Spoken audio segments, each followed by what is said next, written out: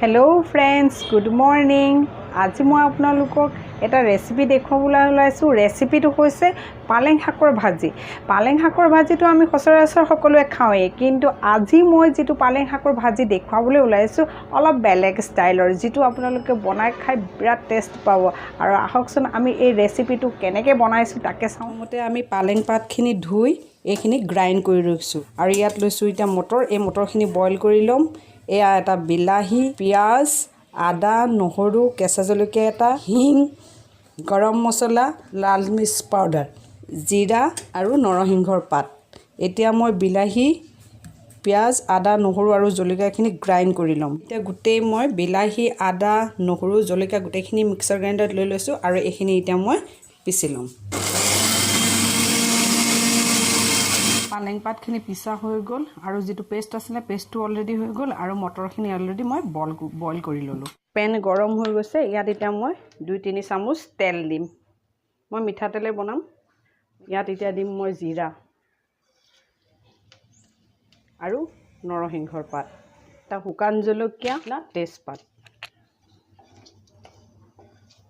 এতিয়া অকণমান হিং দি দিম আৰু যেখিনি মই পেষ্ট বনাই থৈছিলো এই পেষ্টখিনি ইয়াত দি দিম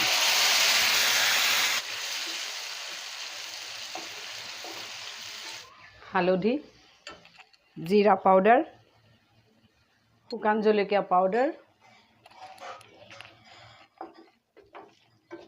আৰু নিমখ ইয়াত এতিয়া এই সিজাই থোৱা মটৰখিনি দি দিব এই পেষ্টখিনি দি দিব আৰু এইখিনি ভালকৈ মিক্স কৰি 5 মিনিট মান এটো সিজিবলৈ দিব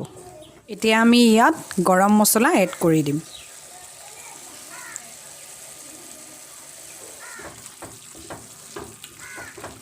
আৰু অকণমান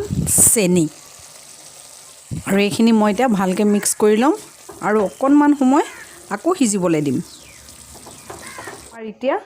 পালেঙৰ আৰু মটৰৰ সবজি হৈ গৈছে ইয়াত এতিয়া আমি অকণমান নেমু চেপি দিম অলপ দিম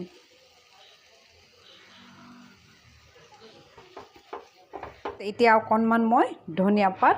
দি দিম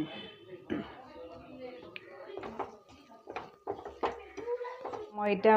সাৰ্ভিং বাটিত সাৰ্ভ কৰিলো আৰু ইয়াৰ ওপৰত এতিয়া মই অলপ ধনিয়া পাত গাৰ্নিশ কৰি দিম